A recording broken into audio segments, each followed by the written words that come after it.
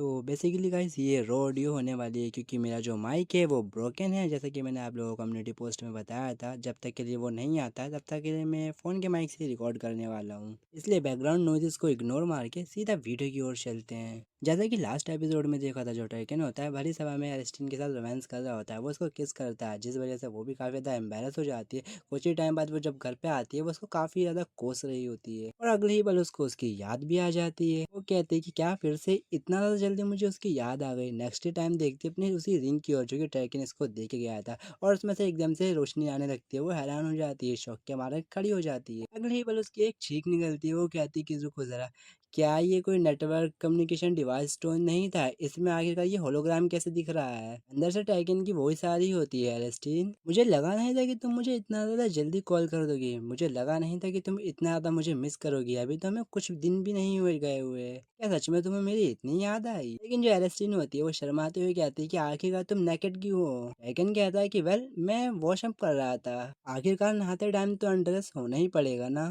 Harry कहती है कि लेकिन तुम मेरी कॉल को इग्नोर भी तो कर सकते थे। टर्कन कहता है कि भला मैं अपनी वाइफ की कॉल को इग्नोर कैसे कर सकता हूँ। और फिर डायरेक्टली हमें एक हफ्ते बाद का सीन दिखाया जाता है, जहाँ पर कि एलिस्टीन बताती है मुझे उसकी एब्सेंस में बिल्कुल भी उसकी याद नहीं आई, क्योंकि नींद ही मुझे इतनी ज़्यादा आ रही थी। अभी भी मुझे काफ़ी नींद आ रही है। इसमें सारा का सारा दोस्त टर्कन को ही चाहता है। जब से वो यहाँ से गया हम लोग कंटिन्यूसली टॉकिंग ही करते जा रहे हैं। ऐसे एक रात भी नहीं गई होगी जब हमने बात ना करी हो। हम लोग ऐसे ऐसे टॉपिक्स के ऊपर बात करते थे जो कि दूसरों की नज़रों में नॉनसेंस लगते होंगे। वो स्टोरीज बेकार हुआ करती थी, लेकिन जब हम लोग इस रात बात करता करते थे तो वो काफ़ी ज़्यादा फैसिनेटिंग लगा करती थी, जिस कारण बस टाइम का कभी पता ही नहीं चलता था कितना हो गया। मैंने अपने आप को कुछ ज़्यादा ही थका दिया ये सारी चीज़ें कर करके। अब मुझे काफ़ी नींद आ रही है, तो मेरा जो शेड्यूल है वो पूरी तरीके से बर्बाद हो चुका है। वहीं जो उसके सर्वेंट्स होते हैं वो उसकी चिंता कर रहे होते हैं, क्योंकि इसकी जो हराइनेस होती है वो कुछ दिनों से कुछ ज़्यादा ही अजीब एक्ट कर रहे होते हैं। इनको लग रहा होता है कि वो सिक हो चुकी है। सोच रही होती है कि जब से हम लोग हराइनेस को यहाँ पर देख रहे हैं, हिजाइनेस गए हुए हैं, ये काफ़ी ज़्यादा थिन भी लग रही है। और मन ही मन में अपने आपस में कुछ बातें बना लेते हैं कि ठीक है, फिर अब हम लोग अपनी हराइनेस का ख्याल रखेंगे जब तक के लिए हिजाइनेस यहाँ नहीं है। वो लोग एलिस्टीन के पास जाते हैं, उससे कहते हैं योर हाइनेस, आप काफ़ी थकी हारी दिख रही हैं, क्यों ना हम लोग आपका ब्रेकफास्ट यहीं ले आए बेड के ऊपर। एलिस्टीन कहती है कि रुको ज़रा, इनके फेशियल एक्सप्रेशन देख के ऐसा क्यों लग रहा है इन लोगों ने फिर से गलतफहमी पाल ली है। वेल, अब मैं मना तो नहीं कर सकती। अगले पर वो अपने बेड के ऊपर ही चाय नाश्ता कर रही होती है। वो बताती है ये मेरा पहली बार है लाइफ के अंदर जब मैं बेड के ऊपर चाय नाश्ता वगैरह कर रही हूँ। मैंने कभी भी ऐसा इमेजिन नहीं किया था, लेकिन ऐसी लेजीनेस भी काफ़ी ज़्यादा कंफर्टेबल है। और थोड़ी बाद वो फिर से वहीं पर सो जाती है। जब दोबारा उठती है जब तक के लिए लंच टाइम हो चुका होता है, वो कहती है कि मैं तो एक सेकंड के लिए सोने वाली थी और यहाँ पे लंच टाइम ऑलरेडी हो चुका है। क्या मेरा डेली रूटीन इतना ज़्यादा बर्बाद हो चुका? नो वे, अगर ऐसे ही चलता रहा तो फिर मैं कुछ भी काम में ध्यान नहीं दे पाऊंगी। मुझे ट्रैकिंग को साफ सीधा बताना पड़ेगा, हम लोग इस तरीके से बातें नहीं कर सकते। मुझे हर हाल में अब उसे रोकना ही होगा। हम जब भी बात खत्म करने वाले होते हैं वो सिर्फ इतना ही कहता है ठीक है फिर हम लोग कल बात करेंगे, और मुझे क्यूरियसनेस पे छोड़ देता है। लास्ट नाइट भी उसने यही कहा था कि एलिस्टीन, अब हम लोग कल बात करेंगे। वैसे हाँ, अब मेरी एब्सेंस में किसी के करीब मत जाना, अपने करीब किसी और को मत आने देना। तो वो साफ गुस्सा करने लगती है, यहाँ पर कोई ऐसा आदमी है नहीं मैं किसी के करीब जाऊँ, ना मैं किसी को करीब आने दूंगी। और टाइगन ने कहा होता कि तो फिर ठीक है, मेक श्योर करना तुम सिर्फ उनको दूर विंडो से देखना। और एस्टिन को यही बात खाई जा रही होती है कि इसका मतलब क्या था कि दूर विंडो से हम उन आदमियों को देखूं। आखिर कहने क्या चाहता था वो? अगले पल विंडो के ऊपर एक भूत प्रकट हो जाता है। वो कहता है कि अब हराइनस ने सवाल किया है तो जवाब तो देना ही होगा। और एस्टिन की चीख निकल जाती है। वो कहती है क्या, रुको, ये तो भूत है। वेट अ मिनट, ये भूत नहीं, ये तो ज़ॉर्डिक है ना। जो ज़ॉर्डिक होता है वो उसको ग्रीटिंग्स करता है। वो कहता है काफी लंबा समय हो गया ये और आने समय मिले हुए। ये ज़ॉर्डिक वही है जो पिंक किटी पिंक पो मर्चेंट गिल्ड का लीडर था ना, ये वही है। अब इस गिल्ड को तो मैं भी भूल चुका हूँ। एलिस्टीन सवाल करती है कि तुम यहाँ क्या कर रहे हो, तो वो बता रहा था कि जो गिल्ड है वो स्टेबल है, इसलिए मैं यहाँ आ गया। और क्योंकि ही जाइनस के 3 विंग्स भी उनके साथ गए हुए हैं तो ही जाइनस को आपकी प्रोटेक्शन को काफी ज्यादा चिंता थी, इसलिए उन्होंने मुझे ऑर्डर दिया है कि मैं आपकी प्रोटेक्शन की देखभाल ही करूँ। मैंने तो दोबारा कभी सोचा भी नहीं था कि मैं मिलिट्री यूनिफॉर्म को अगेन पहनने वाला था। वहीं एलिस्टीन को अब समझ में आता है, ओह ट्रैकन का ये मतलब था कि मैं विंडो से ही दूर से देखूं उनको। वो उसे कहती कि ठीक है फिर अब तुम अंदर आना पसंद करोगे या बाहर ही खड़े रहना है। तो घबराते हुए वो कहता है कि नहीं, एब्सोल्युटली नॉट, लॉर्ड ट्रैकन मुझे जान से मार देंगे अगर मैं अंदर आ गया। एरी कहती है जब उसे किसी को पता ही नहीं चलेगा तो फिर तुम्हें मारेगा कौन? वो बंदा कहता है कि अरे हाँ, इस बारे में मैंने क्यों नहीं सोचा। एलिस्टीन सवाल करती है, बाय द वे मैं नहीं जानती थी कि तुम भी ट्रैकन की यूनिट का ही पार्ट थे ज़ॉर्डिक। वो कहता है बेसिकली मैं पहले लेफ्टिनेंट था लेकिन मुझे निकाल दिया गया। हैरी कहते हैं क्या निकाल दिया गया, लेकिन क्यों? फिर वो अपनी कहानी बताने लगता है कि असल में जब भी ये लोग मॉन्स्टर को मारा करते थे तो ज़्यादातर लोग सिर्फ माना स्टोन को ही निकाल करके बॉडीज़ को वहीं फेंका दिया करते थे, और बॉडी कितनी कीमती होती है ये तो तुम सभी लोग जानते हो। इसलिए मैं बॉडी के अंदर का जो रॉ मटेरियल होता था उसको निकाल करके थोड़ा बहुत फॉर्चून कमाने की कोशिश करता था। लेकिन ये बात लॉर्ड ड्रैकन को बिल्कुल चुभ गई और उन्होंने मुझे पनिशमेंट की कि अब मैं सारी बॉडीज़ को कलेक्ट करूंगा, उसके अंदर से अच्छा खासा फॉर्चून निकाल करके मिलिट्री को डोनेट कर दूंगा, जो चीज़ मैं कर नहीं पाया, इसलिए मुझे किक आउट कर दिया गया। एलिस्टिन हंसते हुए बोल रही थी कि ओह ऐसा लगता है कि तुम्हारी पिंक पॉकेट है, पिंक गिल्ट जो है वो इस तरीके से बनी थी क्योंकि तुम्हें यूनिटी से निकाल दिया गया था, आई मीन विंडेटरी से। मन ही मन तो एलिस्टिन ये सोच रही होती है ट्रैकन की न्यू साइड है जिससे मैं कभी भी वाकिफ नहीं थी। अगले ही उसको रियलाइज होता है कि रुको जरा, हम लोग बातचीत में इतने ज्यादा बहक गए थे कि हमें पता ही नहीं चला हम लोग कितना ज्यादा आगे आ गए।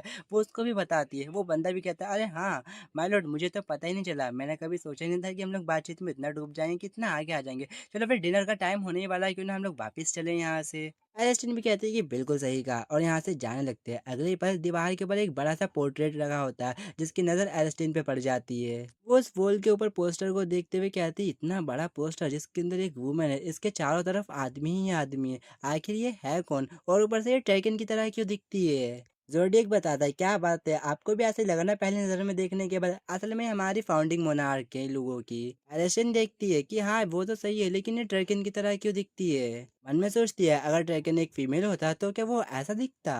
जोडियक बताता है आपको भी ऐसा ही लगता है ना, ही जायनेस अगर गर्ल होते तो वो ऐसे ही देखते। इंटेडेड, ये काफी ज्यादा कंपैरिजन वाली चीज है, लॉर्ड मोनार्क को और लॉर्ड ट्रैकन को हर कोई कंपेयर करा करते थे। जो हमारी फाउंडिंग मोनार्क थे उनको गॉड ऑफ वॉर के नाम से जाना जाता था, उन्होंने बीस्ट के लैंड को हमारा ह्यूमन का लैंड बना दिया। बात करी जाए लॉर्ड ट्रैकन की, उन्होंने 10 की उम्र में एक काफी शक्तिशाली बीस्ट को मारा था, इसीलिए लोग इन लोगों का कंपैरिजन करते रहते हैं, ये गॉसिप्स हर एक जगह रहती थी। वहीं एरिस्टन कह रही होती कि वैसे इसके आसपास इतने सारे आदमी हैं, आखिर वो कौन है। वो बंदा बताता है ये सारे के सारे हमारे जो लॉर्ड मोनार्क है उनकी कंकुबाइन से हैं। ये सुन एरिस्टन तो बहुत शक्ति से जाती है, वो बता रहा होता है वो प्यार को लेके कुछ ज्यादा जनरलिस्ट थी, उसका दिल जिस पे आ जाता था वो उसको एक्सेप्ट कर लिया करती थी अपनी कंकुबाइन के तौर पे। वो हमेशा से सेंटर ऑफ अट्रैक्शन बना करके रहती थी, उनके अचीवमेंट्स की वजह से और उनके फिगर की वजह से जो कंट्रोवर्सी हुआ करती थी वो हमेशा होती रहती थी। फाउंडिंग मोनार्क की ही वजह से जो इलुगुआ आज इस तरीके से स्थापित हो पाया था। उन्होंने कभी भी ऑफिशियल प्रिंस कॉन्सर्ट को एक्सेप्ट नहीं किया, सिर्फ कंकुबाइन ली थी। मीन्स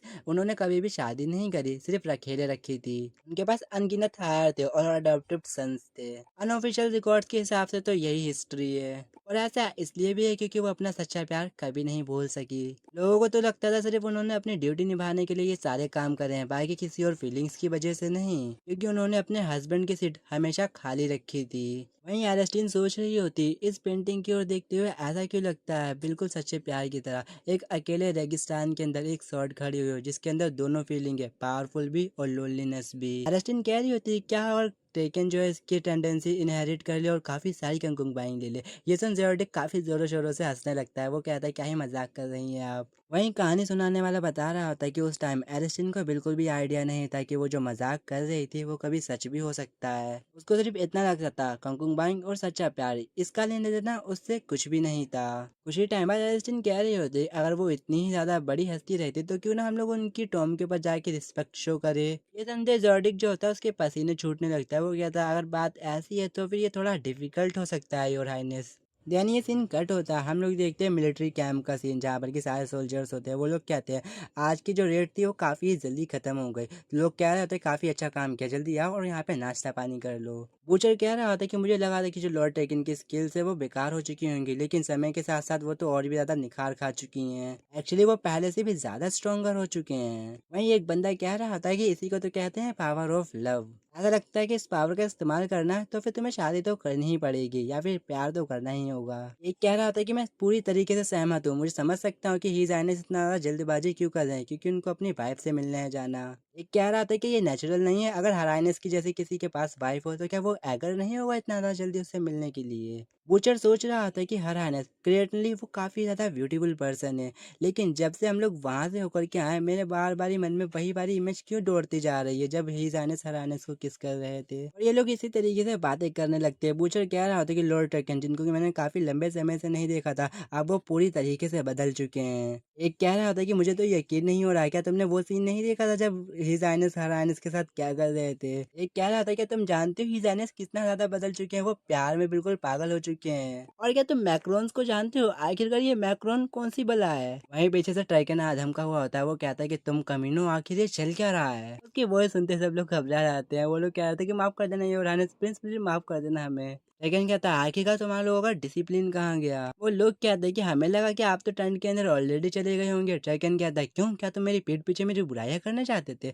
वो लोग कहते हैं कि नहीं, हमें लगा कि आप हराइनेस का इंतजार कर रहे होंगे, हराइनेस आपका इंतजार कर रही होगी, उनसे बात करनी होगी। ये सुनते ही वो बिल्कुल शरीफ सा बन जाता है। वो कहता है कि नहीं, जोरी ने उसने मुझसे कहा हम हफ्ते में सिर्फ 3 बार ही कांटेक्ट कर सकते हैं। मैंने क्लियरली अपनी सारी इन्फॉर्मेशन उसके साथ शेयर करी थी कि मैं कहाँ हूँ, कैसा हूँ और क्या करने के लिए जा रहा हूँ। क्या मैंने कुछ गलत किया, पता नहीं, ऐसा लगता है कि वो नाराज हो गई, क्या कुछ गलत हो गया। इसकी ऐसे फेशियल एक्सप्रेशन देख करके वो लोग घबरा जाते हैं। वो कहते हैं कि योर हाइनेस आपको इतना कंसिडरेट होने की भी जरूरत नहीं है। और ऐसा लगता है कि कल का दिन तो और भी ज्यादा खतरनाक रहेगा जैसे आज की ये हालत है। और ये लोग इसी तरीके से बातचीत करते रहते हैं। बूचर को देखते हो जो कि काफी अजीब तरीके से हमारा ट्रेकिंग की ओर ही देख रहा होता है। सेम टाइम पे हम इन लोगों के अंदर देखते हैं एरेस्टिन को, जो कि पैलेस के अंदर होती है। वो कहती है ट्रेकिंग जरूर से अभी 10th डेंजर जोन की ओर एंटर कर रहा होगा, जो कि ओमिनियन स्टार के अंदर है। इस रेड का पर्पस ही यही है कि जो हीट में आए हुए मॉन्स्टर्स है उनको हम लोग जान से मार सकें, ताकि वो लोग ब्रीडिंग ना कर सके। उन लोगों की तादाद कम करने के लिए इन लोगों को काफी लंबा रास्ता अपनाना पड़ रहा है, ताकि डेंजरस मॉन्स्टर से बच के जा सके। सच कहूं तो फिर असली खेल तो अब स्टार्ट होने जा रहा है, इसलिए मुझे उसको डिस्टर्ब नहीं करना चाहिए। ओमिनियस स्टार वो याद करती जोडिक से, उसने कहा था कि हम लोगों को उसके टॉम पे जाकर के विजिट पे करनी चाहिए। तो उस बंदे ने कहा था कि ये थोड़ा मुश्किल हो सकता है योर हाइनेस।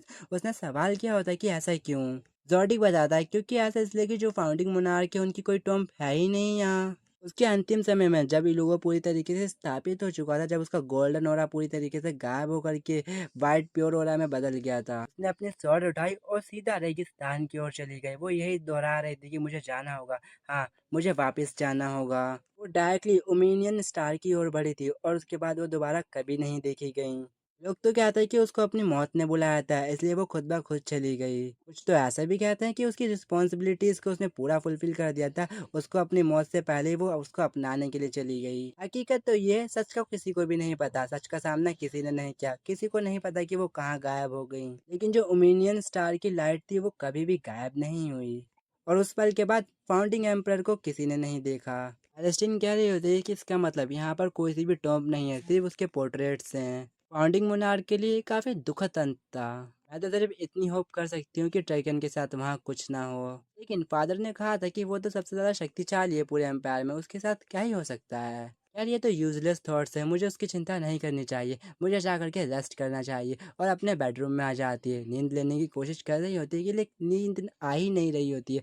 वो कह रही होती है कि मुझे उसकी काफी याद आ रही है, पूरा 1 दिन हो गया मैंने उसकी आवाज नहीं सुनी। ऐसा नहीं है कि मुझे सेपरेशन से एंजाइटी वगैरह है, बस काफी समय हो गया कि मैंने उससे बात नहीं करी। यार क्या करूं, इस बोरियत को कैसे भगाऊं। वो जरा, मेरी मेट्स ने मुझसे कहा था कि नीचे टेबल के ऊपर चाय उन लोगों ने रख रखी है, अगर मैं बोर हूँ तो मैं उसको पी सकती हूँ। जाकर के उसको देखती हूँ। नीचे जाती है और कप ऑफ टी को अपना उठा लेती है और डायरेक्टली अपनी एम्पर आई का यूज करने लगती है उसके प्रतिबिंब में। इधर टाइकन की जो कैब होती है उसी के हिसाब के सीन देख रही होती है, उनका टेंट जहाँ पे लगा होता है। वो लोग वही बातें कर रहे होते हैं जो हम लोगों ने अभी थोड़ी देर पहले देखी हुई होती है। एलिसन कहती है काफी लंबे समय से मैंने एम्पर आई का इस्तेमाल नहीं किया। इस बारे में सोचा जाए तो ट्रैकन मुझसे कांटेक्ट नहीं कर सकता, लेकिन मैं तो अपनी एबिलिटी का इस्तेमाल करके उसके साथ कांटेक्ट कर सकती हूँ। वो वही वाला सीन देखने लगती है जब गुस्से से ट्रैकन आया होता है और इन लोगों को सुना रहा होता है। यहाँ पर ये सीन देख करके उसको काफी ज्यादा फनी लगता है। वो कहती है इसका मतलब मैं इकलौती नहीं थी, उसको भी मेरी याद आ रही है। लेकिन अब मुझे तुम्हारे लिए थोड़ा सा बुरा लग रहा है, क्योंकि तुम मेरी जो सिचुएशन है, मेरी परिस्थितियाँ उनको नहीं जान पा रहे हो, लेकिन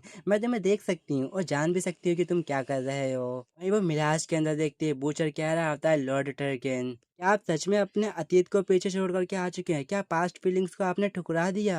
याद है ना आपको वो ब्लॉन्ड वाले वाली लड़की जिसे कि आप ग्रेट मॉन्स्टर प्लान में मिले थे। नहीं एलिसन कह रही होती क्या पास्ट फीलिंग ब्लॉन्ड गर्ल। अब मुझे ये मत कहना ये लोग फिर से उसी फर्स्ट लव की बात करने वाले हैं। आखिरकार लोग इस तरीके से रूमर्स के ऊपर क्यों यकीन करते हैं। वहीं सभी लोग चौकन्ने हो जाते हैं। वो लोग इसी बारे में बात करने लगते हैं, क्या तुम उस लड़की के बारे में बात कर रहे हो। हाँ काफी समय हो गया उसके बारे में हम लोगों ने बात नहीं करी। तो एक कह रहा होता है क्या मतलब तुम्हारा कितना लंबे समय हो गया। वहीं एलिसन कह रही होती है कि ये एटमोस्फियर काफी अजीब से होता जा रहा है। बूचर कहता है, सच कहूँ तो मैं हर साल आपके दिए हुए ऑर्डर्स को फॉलो करता हूँ, लेकिन मुझे हमेशा ऐसा लगता हुआ आया कि इससे कुछ भी नहीं होने वाला। मुझे लगता है कि इतने सालों में उस जैसी खतरनाक जगह पर कोई भी छोटी बच्ची जिंदा नहीं बची होगी। लेकिन कम से कम आप उसकी लाश ढूंढना चाह रहे थे, इसलिए मुझे लगता है कि जो मोराजिका रीजन में हम लोग स्काउटिंग टीम भेज रहे हैं, कम से कम उसकी संख्या तो हम कम कर ही सकते हैं। वहीं अरेस्टिन कह रही होती कि आखिर ये चल क्या रहा है, ये लोग किस बारे में बात कर रहे हैं।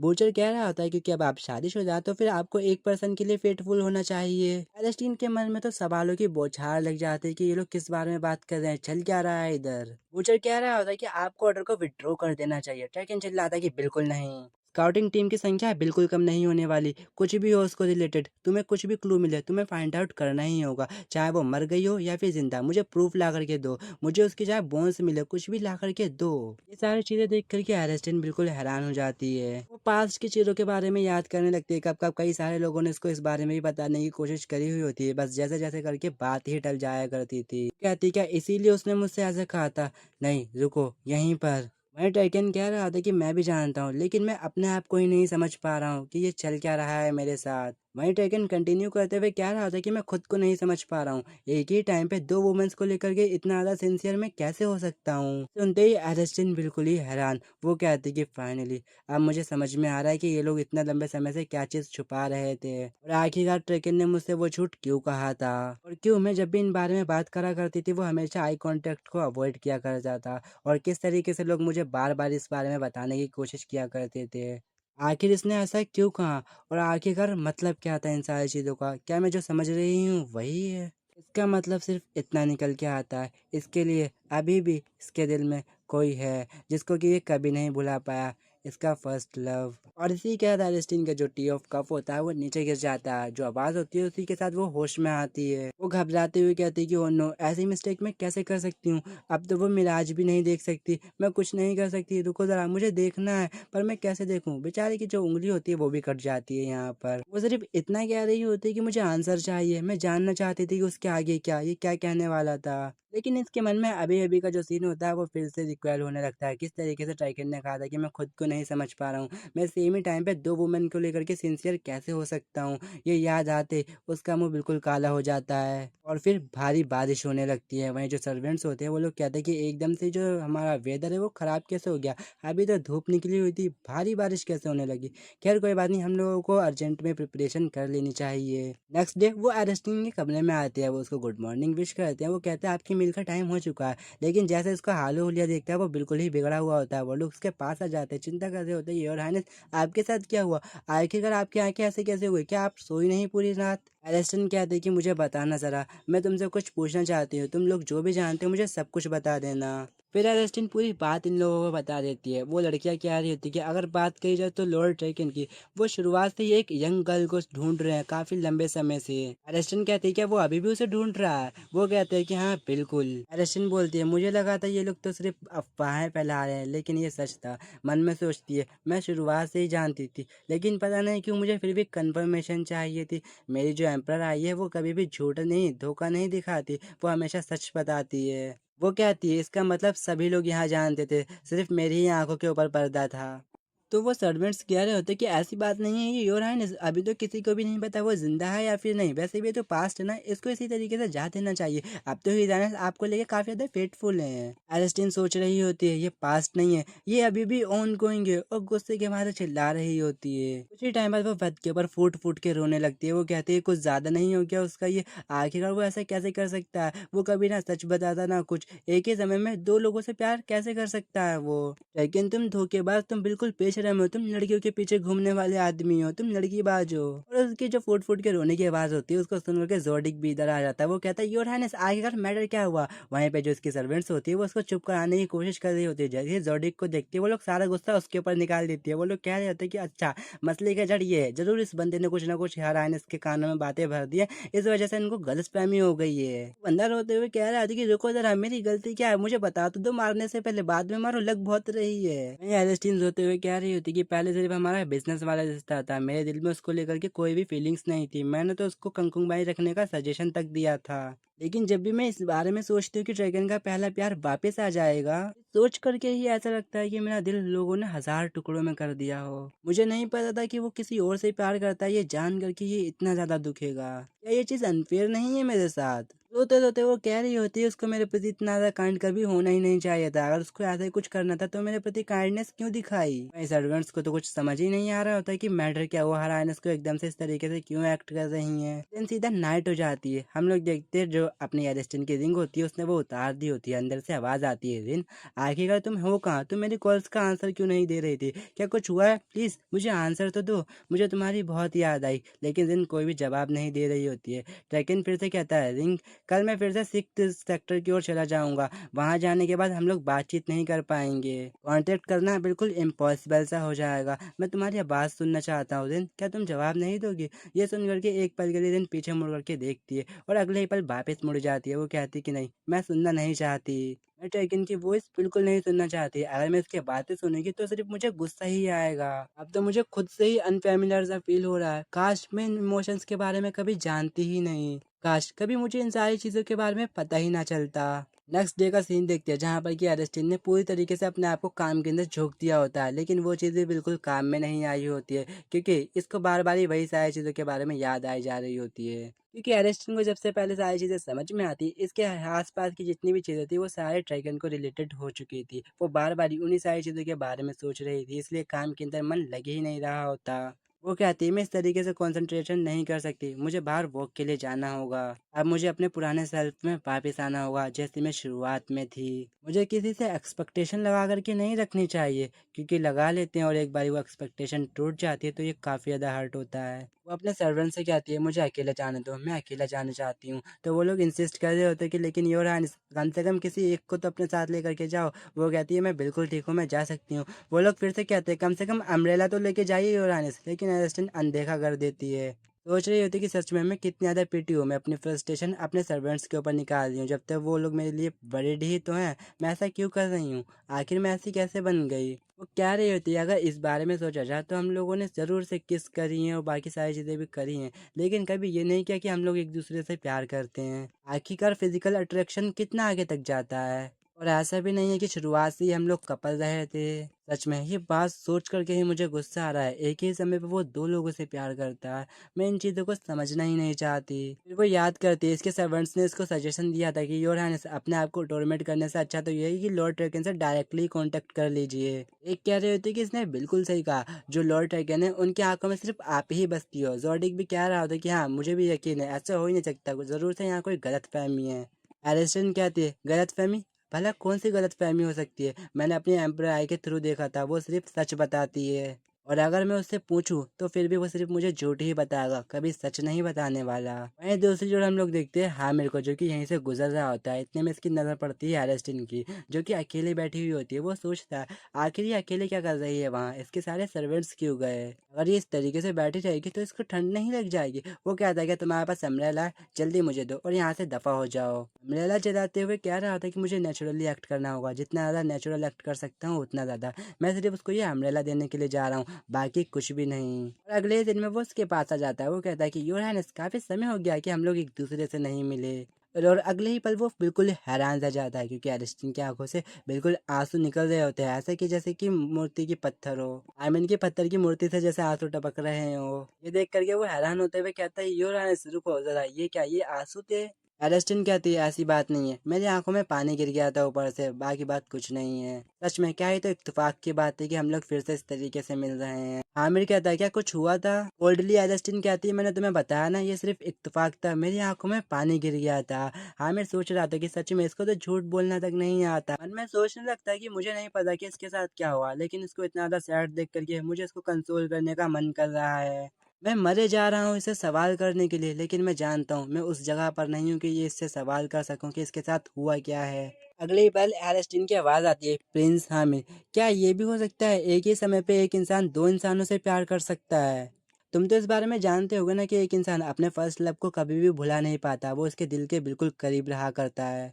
हामिद जवाब देता है कि अपने फर्स्ट लव को ना भुला पाना और एक ही टाइम पे दो इंसानों को प्यार करना, ये दोनों अलग अलग बातें हैं योर हाइनेस। आखिर आप लोगों ने इंसानों को समझ क्या रखा है योर हाइनेस? जो लोग ये कहते हैं कि वो एक ही वक्त में दो इंसानों से प्यार करते हैं, असल में वो सिर्फ अपनी गलतियों को छुपाने के लिए बहाना बना रहे होते हैं। ऐसे लोग धोखेबाज और औरतों के पीछे भागने वाले और घटिया सोच वाले होते हैं। और ये सारी बातें सीधा एरिस्टन के दिल पे लग रही होती है। एरिस्टन कह रही होती है कि स्टिल जो एक इंसान होता है उसका दिल दो पार्ट में डिवाइडेड होता है, राइट एंड लेफ्ट। तो फिर हो सकता है ना कि वो ऐसा करता हो। ये बात सुनकर के जो हैमिड होता है उसको कुछ रिक्वेल होता है। वो सोचता है कि रुको जरा, बाय एनी चांस क्या मैंने बिना रियलाइजेशन टेकन को इधर डिफेंड कर रहा था? अगले ही पल वो काफी ज्यादा कोल्ड हो जाता है। वो कहता है कि ये जो क्वेश्चन आपने अभी किया, क्या ये ट्रैकन से रिलेटेड था? ये सुनते ही एरिस्टन भी काफी सीरियस हो जाती है। वो साफ सीधा मना कर देती है, बताती है कि मैं सिर्फ क्यूरियस थी, मैंने नॉवेल्स के अंदर रीड किया था, इसलिए मुझे कुछ समझ में नहीं आया, इसलिए मैंने पूछ लिया, तुम्हें चिंता करने की जरूरत नहीं थी। और बारिश होने लगती है।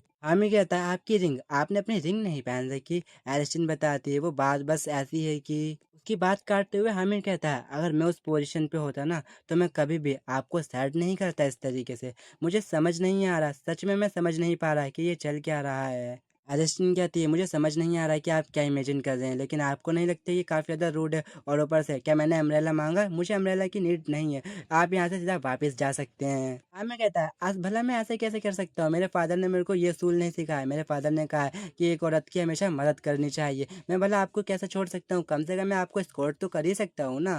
वैसे भी जो बारिश है वो कुछ ज़्यादा ही भारी होती जा रही है, लेकिन आपको आवाज़ की चिंता करने की ज़रूरत नहीं है। It's just a passing shower, सब कुछ ठीक हो जाएगा। एलिस्टन कहती है क्या पासिंग शावर? अगले ही समय इसके जो सर्वेंट्स होते हैं वो उसको ढूंढते हुए यहाँ आ जाते हैं। हमें बता रहा था कि देखिए आपके सर्वेंट्स भी इधर आ गए। उसके वो लोग चेक कर रहे होते हैं। वो लोग कह रहे थे कि माय लेडी आप बिना अम्ब्रेला लिए कैसे जा सकती हैं? देन वो यहाँ से जाने लगती है। हाँ मैं सोच रहा होता है कि मैं सिर्फ इतना ही कर सकता हूँ, दूर खड़ा होकर के आपको सिर्फ देख सकता हूँ और प्रोटेक्ट कर सकता हूँ, क्योंकि इससे ज़्यादा मेरी औकात नहीं है अभी, क्योंकि मैं भी तो सिर्फ एक पासिंग शावर की ही तरह तो हूँ। देन ये सीन कट होता है। हम लोग देखते हैं ब्लैक स्मिथ को जो कि चिल्ला रहा होता है, सबको बता रहा होता है कि तुम लोगों ने ब्रेकिंग न्यूज़ को सुना क्या? तुम लोगों ने सुना? ये तो ग्रेट न्यूज़ है। जो पिग होती है वो कहती है कि क्या बात हो गई, क्यों शोर मचा रहे हो? ब्लैक स्मिथ कहता है क्या तुमने नहीं सुना? ये लोग एक नया इंटरनेशनल पोर्टल बना रहे हैं, एक ट्रेड पोर्टल जो कि इलुगो और सिल्वेंस के बीच में बनाया जाएगा। वो भी कहता है एग्जैक्टली। ब्लैक स्मिथ बताता है आज के कैबिनेट मीटिंग के अंदर ये लोग इसी बारे में डिस्कशन कर रहे थे, जो हमारा डिमोनिक बीस्ट बैरियर है ना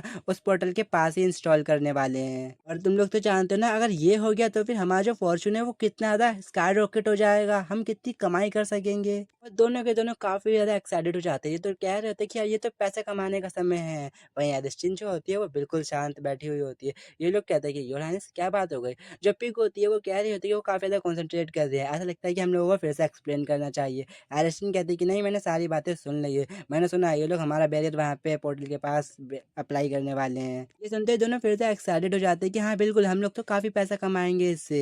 मरी मरी सी हालत में एलिस्टिन भी कह रही होती कि हाँ हम लोग पैसा कमाएंगे, ठीक है फिर बाद में बात करेंगे। ये सुनते ही दोनों के होश उड़ जाते हैं। लोग कह रहे थे रुको जरा, ये हमारी हरानेस नहीं है, ये किसकी आत्मा आ गई? इसकी बॉडी से आत्मा निकालो जरा, ये हमारी हरानेस नहीं हो सकती। ये पैसा कमाने के नाम से पीछे कैसे हट सकती है? ये इतनी ज़्यादा डम फाउंडेड कैसे लग रही हैं? वहीं एलिस्टन कह रहे थे कि रुको ज़रा, मुझे हुआ क्या? ये काफ़ी ज़्यादा अजीब नहीं है? इन लोगों ने अभी अभी मेंशन किया हम लोग पैसा कमाने वाले हैं ना। क्या शुरुआत से ही पैसा कमाना मेरा गोल नहीं था? और पैसे कमाने के नाम से ही मेरी जो दिल की धड़कनें हुआ करती थी वो काफ़ी ज़्यादा तेज़ी से हो जाया करती थी, लेकिन अभी मुझे अंदर से खालीपन सा क्यों महसूस हो रहा है? मुझे कुछ फील नहीं हो रहा। वो पिग को अपने पास से हटाते हुए कह रही होती कि ये बकवास करने की ज़रूरत नहीं है, अभी मैं सिर्फ कम लोगों के साथ कंफर्टेबल नहीं हूँ, बस ऐसी ही बात है, समझ लो बस। क्या तुम मुझे ये बताओ अगर वो लोग सिल्वेंस के हिसाब से एक पोर्टल को इंस्टॉल करने वाले हैं तो फिर वहाँ की जो सिचुएशन है वो किस तरीके की है? अगर वो दोनों एम्पायर के बीच में एक पोर्टल इंस्टॉल करेंगे इसका मतलब तो यही होता है ना वो प्रिंस के अचीवमेंट को ब्रॉडकास्ट करने वाले हैं। ब्लैक स्मिथ बता रहा था कि हाँ प्रिंस लुबेलियन को ड्यूकडोम प्रदान कर दी गई है, कैपिटल से काफ़ी दूर। एलिस्टन कहती है ऐसा लगता है वो सेफली वहाँ पहुँच गया। वो भी कह रहा था कि हाँ ये काफ़ी रिलीफ की बात है। पिग कह रही होती क्या सेफली पहुँच गया, रिलीफ? आखिर इन लोगों का मतलब क्या है? वो सवाल करती है कि एक्सक्यूज़ मी, मैं तुम लोगों के लेसन से कैचअप नहीं कर पा रही हूँ। ये लोग तुम किस बारे में बात कर रहे हो? क्या उनकी जो अचीवमेंट थी वो काफ़ी अच्छी नहीं थी? और अगर अच्छी थी तो फिर उसको ड्यूकडोम क्यों दिया गया? उसको कैपिटल में जगह क्यों नहीं दी गई? वो डायरेक्टली कैपिटल भी तो जाया कर सकता था, कैपिटल के बजाय वो ड्यूकडोम की ओर ही क्यों गया? तो हमारी एलिसन बता रही थी कि एक्चुअली महल को ही चिंता हो रही थी, जो एम्परर था वो मेरे ब्रदर का सारा क्रेडिट छीन लेता, वो उसकी अचीवमेंट अपने नाम कर लेता। हकीकत तो ये है कि जो मेरा फादर है मेरे ब्रदर और मुझसे बचपन से ही जलता हुआ आया, वो हमेशा से हम लोगों को थ्रोन से दूर रखना चाहता था। एक तरीके से ये वार्निंग देना चाहता है कि तुम लोग थ्रोन से दूर रहो, या फिर ये कहा जाए कि सेकंड प्रिंसेस की पोजीशन से दूर रहे। सिल्वियंस एक ऐसा एम्पायर है जो गोल्डन ब्लड के द्वारा ही रूल किया जा सकता है। लोगों के लिए सिर्फ एक ही चीज मैटर करती है, वो चीज है अथॉरिटी, जो सिर्फ गोल्डन ब्लड के अंदर ही आती है, वही लोग उस चीज को अवेकन कर सकते हैं। और इसीलिए जो सिल्वियन एम्पायर के सिटीजन्स है वो कभी भी हमें याद नहीं रख सकते, हम लोग चाहे फिर कितनी भी बड़ी अचीवमेंट को हासिल क्यों ना कर ले, क्योंकि उन लोगों के पास उनकी गोल्डन चार्मिंग सेकंड प्रिंसेस जो ठहरी।